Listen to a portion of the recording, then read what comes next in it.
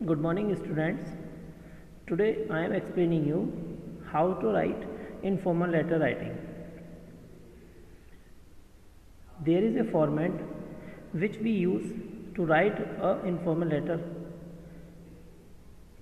सबसे पहले आज हम बात करेंगे कि इनफॉर्मल लेटर लिखने के लिए क्या फॉर्मेट हमें यूज़ करना चाहिए और कैसे उसका यूज़ किया जाता है। लेकिन उससे पहले हम बात करेंगे कि इनफॉर्मल लेटर होता क्या है। An informal letter adds a personal touch to one's thoughts and ideas. कि जो इनफॉर्मल लेटर होता है वो हमारे किसी पर्सनल टच या हमारे एक के विचार, थॉट्स या आइडियाज़ को शो करता है। This type of letter is very spontaneous in manner. इस प्रकार का लेटर बहुत ज़्यादा व्यवहारिक माना जाता है। An informal letter format is used when you write a chatty or newsy letter to a friend or relative.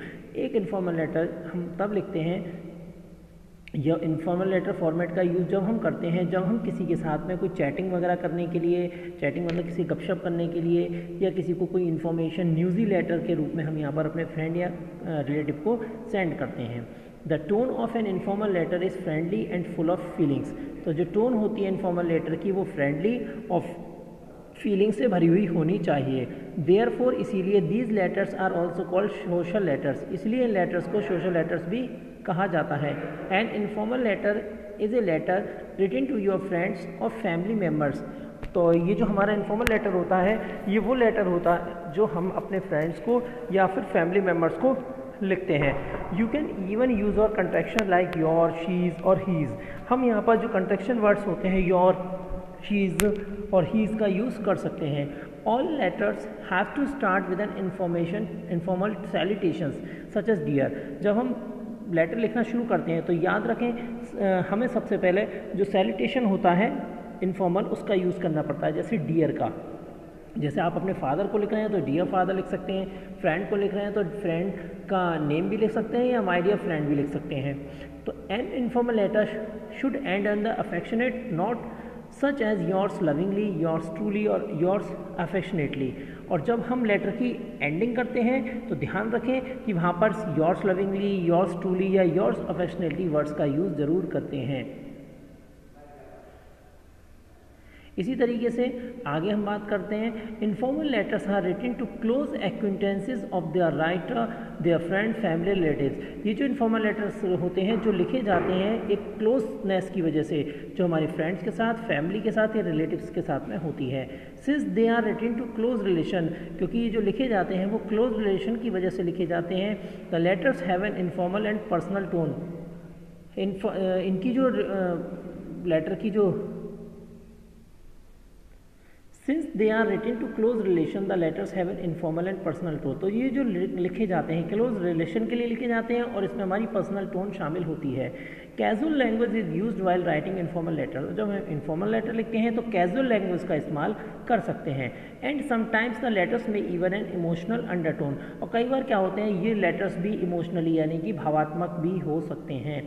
Informal letters are mainly use for personal communications. Informal letters mainly personal communication के लिए ही use किए जाते हैं। So they do not have to follow any specific pattern. इसलिए यहाँ पर उनको किसी भी प्रकार का स्पेसिफिक यानी पैटर्न का यूज़ नहीं करना पड़ता, न किसी फॉर्मेट का ना ही कन्वेंशंस का। They can be written as per the writer wishes. और ये जो डिपेंड करता है वो लिखने वाले की इच्छा पर डिपेंड करता है। And the requirement of the situations, और जो आवश्यकता है स्थिति की उसके अनुसार। So the letter is written in a personal fashion in casual unassuming language. इसलिए जब लिखा जाता है जो उसका फैशन है पर्सनल वो कैजुअल लैंग्वेज वाला ही होता है। सबसे पहले बात करते हैं जब लेटर लिखना हम स्टार्ट करते हैं तो सबसे पहले हमें डालना पड़ता है एड्रेस। और ये एड्रेस कैसा होता है, the first thing to write is your address. तो लिखने वाला खुद अपना यहाँ पर पता लिखता है। The address of the writer, यानी लिखने वाला राइटर जो है लेटर भेजने वाला वो अपना पता लिखेगा जिसे हम सेंडर एड्रेस भी बोलते हैं। We usually write the address on the left hand side of the page at the very top. और ये एड्रेस हमें डालना पड़ता है पेज के टॉप पार्ट पर लेफ्ट हैंड साइड में। Even when writing to you close friends or relatives the address must be written. अब ये लेटर आप अपने क्लोज फ्रेंड को भी लिख रहे हैं, किसी रिलेटिव्स को भी लिख रहे हैं तो आपको एड्रेस तो ज़रूर इंक्लूड करना होगा। यही फॉर्मेट है। So they can reply back to the letter with ease. और ये एड्रेस हम इसलिए डालते हैं ताकि अगर सामने वाला पर्सन, चाहे वो फ्रेंड हो चाहे वो रिलेटिव्स हो, अगर वो रिप्लाई देना चाहता है हमें तो आसानी के साथ हमें रिप्लाई भी दे सकें। If the recipient of the letter is in another country, अगर भले ही चाहे वो व्यक्ति जिसको हमने लेटर भेजा है रिसीवर जो है वो भले ही दूसरी कंट्री में क्यों ना रहता हो, तो इसीलिए do not forget to write your country as well as in the address. इसलिए अगर आप अपना लेटर में एड्रेस लिख रहे हैं तो उसमें एड्रेस में अपनी कंट्री का नेम लिखना भी ना भूलें। इसके बाद आती है डेट। जब आप एड्रेस कंप्लीट कर लेते हैं तो आपको वन लाइन लीव छोड़ के आपको डेट डालनी होती है। The next just below the address we write the date, जो हमें लिखनी पड़ती है। This allows the reader to have a reference as to when the informal letter was written। और इसमें रीडर को अलाउ होता है कि रेफरेंस देने का उस डेट के बारे कि कब ये लेटर लिखा गया था। The date preferably should be in expanded form, और डेट हमारी एक्सपेंडेड फॉर्म में होनी चाहिए, यानी शॉर्ट फॉर्म में नहीं होनी चाहिए। जैसे आज 21 है तो आप 21 लिखेंगे, सितंबर का मंथ है सितंबर लिखेंगे, एंड 2020 यानी पूरी कंप्लीट डेट आप यहाँ पर ऐड करेंगे। इसके बाद हम जब लेटर लिखना शुरू कर देते हैं तो फिर उसके बाद हम ग्रीटिंग्स पार्ट है उसको यूज़ करते हैं। जैसे now since you know the person you are writing to, क्योंकि अब तो आप जानते हैं आप किसको लेटर लिख रहे हैं, क्योंकि आपने एड्रेस लिख लिया, आपने डेट डाली, उसके बाद पता पड़ गया आपने टॉपिक पढ़ने के बाद कि आपको लेटर किसको लिखना है। तो if it is a friend or someone close to your age you can greet them by the first name.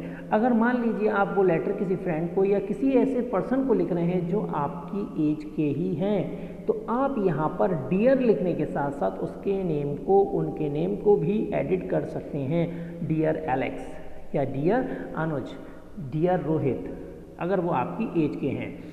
If you are writing to your relative like your mother father and uncle etc, और मान लीजिए अगर आप अपने किसी relative को यानी papa mummy को, आंटी अंकल जी को लिख रहे हैं, तो you may greet them as such, for example dear mom, तो आप उनका जो आभार है वो व्यक्त कर सकते हैं ऐसे डियर मॉम लिखकर, dear father, dear uncle, dear aunty. And if you are writing to an elder person, और मान लीजिए अगर आप लेटर किसी बड़े पर्सन को लिख रहे हैं, समवन यू रिस्पेक्ट ग्रेटली, और जिसका आप बहुत आदर करते हैं, तो you can address them as mister और मिसिज, तो आप वहाँ पर मिस्टर या मिसिज वर्ड का भी यूज़ कर सकते हैं। लाइक से फॉर एग्जाम्पल, इसके बारे में हम एग्जाम्पल कैसे लिख सकते हैं। You are writing a congratulatory letter to your teacher, मान लीजिए आप अपने लेटर को कॉन्ग्रेचुलेशन के लिए लेटर लिख रहे हैं, तो इट कैन बी एड्रेस, तो आप स्टार्टिंग में कैसे एड्रेस कर सकते हैं, लिख सकते हैं डियर मिसिज एलेक्स या डियर मिस्टर एलेक्स, तो यहाँ पर डियर भी लिख सकते हैं और साथ में मिसिज या मिस्टर लगाकर आप उनके नेम को ऐड कर सकते हैं। इसके बाद आता है हमारा इंट्रोडक्टरी पैराग्राफ। जब हम इतना लिख लेते हैं तो अब फिर उसके बाद हमें इंट्रोडक्टरी पैराग्राफ लिखना पड़ता है। इंट्रोडक्टरी पैराग्राफ में हमें क्या लिखना पड़ता है वो हम देखते हैं। And now we begin writing the actual letter, क्योंकि इसकी शुरुआत अब यहीं से हो जाती है। जो वास्तविक लेटर होता है उसकी स्टार्टिंग है इंट्रोडक्टरी पैराग्राफ से होती है। The introductory paragraph sets the tone for the whole letter, क्योंकि यही वो पार्ट होता है जहाँ से पूरे लेटर की शुरुआत होती है, पूरे लेटर की टोन की शुरुआत होती है।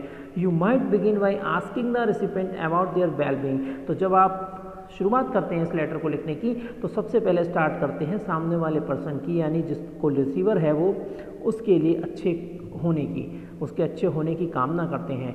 और यू मे से दैट, या फिर आप ये भी कह सकते हैं you hope the letter find them in good health and great spirit, कि आप जब आपको वो लेटर मिले तो वो आपकी अच्छी हेल्थ हो और अच्छी स्पिरिट्स हो आपके अंदर, तो इनके साथ वो ये डिज़ायर भी शो करते हैं।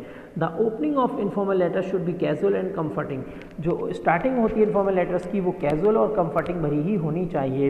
It must not be formal and direct as in the business letter, और ये बिल्कुल फॉर्मल नहीं होनी चाहिए, यानी बिल्कुल सीधे। जैसे बिजनेस लेटर लिखते हैं हम लोग फॉर्मल लेटर, तो हम उसमें क्या है मेन टॉपिक को हम स्टार्टिंग से ही ऐड कर देते हैं, लेकिन यहाँ पर हमें वो चीज़ें नहीं करनी पड़ती। हमें सबसे पहले अपनी विशेस को सामने वाले के लिए कि भाई जैसे हम इच्छा करते हैं आप भाई मेरी, जैसे कि हम उनके लिए लिखते हैं भाई हाउ आर यू, आप कैसे हैं, भाई आई एम फाइन हेयर, मैं बहुत अच्छा हूँ, and hope that you will be same, आप भी वहाँ पर बहुत अच्छे होंगे। Like these words we can use in your letter writing when you write a letter to your friend, cousin and all relatives. After that इसके बाद में बॉडी ऑफ द लेटर, यानी the letter overall should maintain a friendly tone. लेकिन ध्यान रखें, किसी भी paragraph को आप लिख रहे हो, बॉडी लिख रहे हो, इंट्रोडक्टरी लिख रहे हो, आपको ध्यान रखना है कि यहाँ पर जो भी आप वर्ड्स जो टोन है वो आपकी फ्रेंडली होनी चाहिए। But you have to adjust the language, लेकिन आपको लैंग्वेज एडजस्ट करनी पड़ती है एंड द वर्डिंग्स, और वर्डिंग्स को भी एडजस्ट करना पड़ता है according to who you are writing to, उसके अनुसार जिसको आप लेटर लिख रहे हैं। मान लीजिए आप अपने फ्रेंड को लिख रहे हैं तो फ्रेंडली वाला होगा, आप अपने फादर को लिख रहे हैं तो वो रेस्पेक्टेड फीलिंग वाले वर्ड्स आपको यहाँ पर या लैंग्वेज कहें उनका यूज़ यहाँ पर करना है। You can effort to be very casual and flippant even, आप यहाँ पर जो आपका प्रयास है, एफर्ट है, वो कैजुअल वाला होना चाहिए।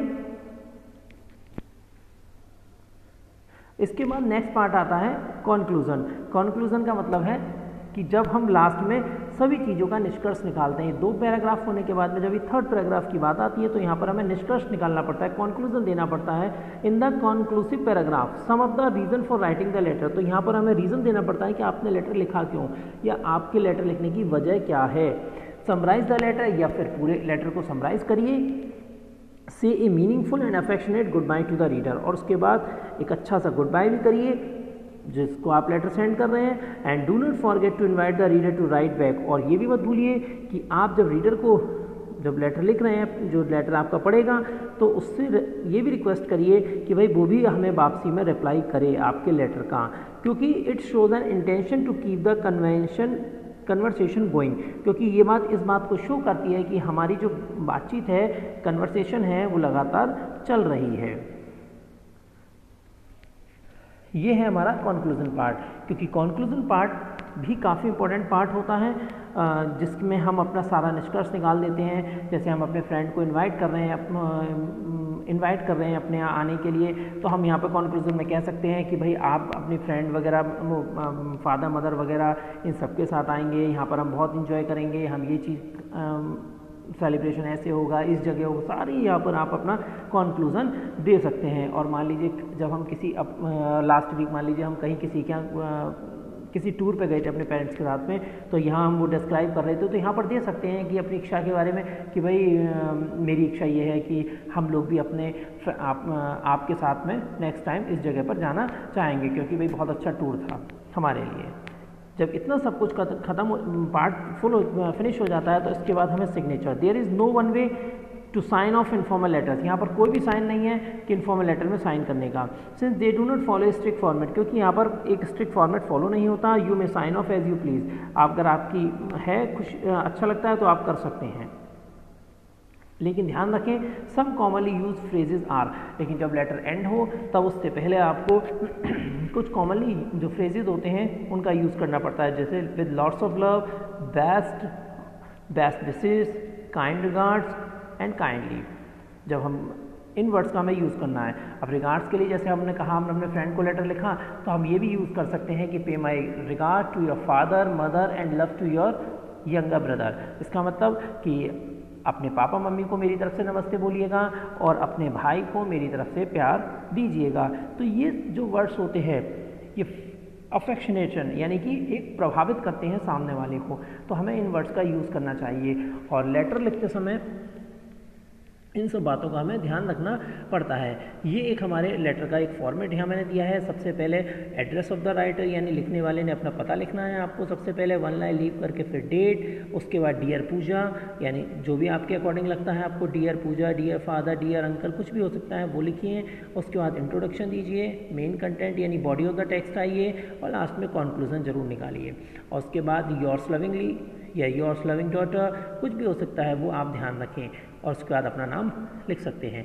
लेकिन सबसे इम्पॉर्टेंट बात ये कि हम जब लेटर लिखना शुरू करते हैं तो लेफ़्ट साइड से शुरू करते हैं और एंड भी हमें लेफ़्ट साइड पर ही करना पड़ता है। जैसे ऊपर कॉलोनी का नेम दिया हुआ है वो हमने लेफ़्ट से शुरू करा और लास्ट में जब हमने योर्स लविंगली और नेम लिखा है ये भी हमने लेफ़्ट पार्ट पर ही एंड किया है। ध्यान रखें इस बात का, यही फॉर्मेट है, इस फॉर्मेट को आपको फॉलो करना है जब आप लेटर राइटिंग लिखते हैं। Thank you.